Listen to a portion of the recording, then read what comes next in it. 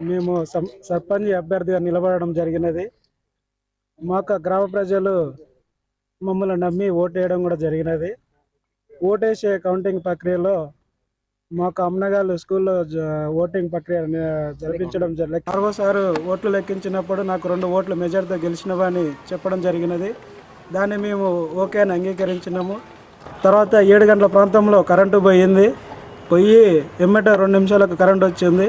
Current వచ్చినప్పుడు వేరే అధికారి లోపలికి మా రూమ్లోకి ఎంటర్ అయిన టైంలో ఎమ్మటే కట్టాలని లెక్క పెట్టే టైంలో 37 ఓట్లతో ఓడిపోయిన అభ్యర్థి అని చెప్పిండు.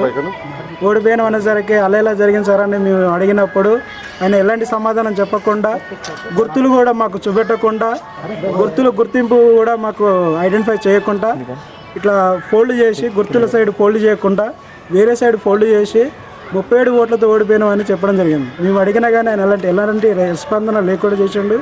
మేము దీనిపైన కలెక్టర్కు ఒకటి ఫిర్యాదు చేసినాము. ఈ ఎంపీడీ ఆఫీస్కి వచ్చేసి కూడా ఫిర్యాదు చేసినాము.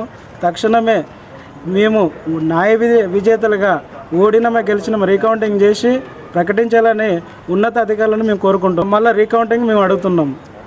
రీకౌంటింగ్ అడిగితే ఏ ఆఫీసర్ కూడా అంటే మా చేతుల్లో ఏం లేదు, కోర్టుకు వెళ్ళండి అని చెప్తున్నారు. కావున న్యాయ విజేతలు ఎవరైనా సరే కానీ రీకౌంట్ చేయాలని మేము కోరుకుంటున్నాం. ఓకే. మాది అయోధ్య గ్రామ పంచాయతీ ఫస్ట్ విడతలో ఎలక్షన్ జరిగింది, గ్రామ పంచాయతీ ఎలక్షన్ జరిగింది. అయితే కౌంటింగ్ అప్పుడు అధికారులు చాలా నిర్లక్ష్యంగా వ్యవహరించారు. ఒక ఆఫీసరు రూమ్ నుంచి బయటకు పోతున్నాడు, టెన్షన్ పడుతున్నాడు బాగా. మా సైడ్ కట్టలు ఎక్కువ వచ్చేసరికి ఆయన ఊకే కట్టలు చూస్తున్నాడు, అటు ఇటు తిప్పుతున్నాడు ఒక అధికారి. మేము అయితే లెక్క చేసిన తర్వాత మాకు కొంచెం తక్కువ వస్తే మేము అడిగినాం, ఈ కట్ట ఇంకో కట్ట ఉంది కదా ఎవరిదంటే ఆ కట్ట వాళ్ళేదని చెప్పేసి అంటున్నారు. మళ్ళీ కౌంటింగ్ చేయమంటే ఓన్లీ కట్టల ప్రకారం మాత్రమే కౌంటింగ్ చేశారు. ఆ కట్ట ఓపెన్ చేసి చూపించలేదు, అడిగినా చూపించలేదు. దాని తర్వాత అలానే ఇది చేశారు. మాతో డిక్లరేషన్ ఫామ్ కూడా సైన్ చేయించుకోలేదు.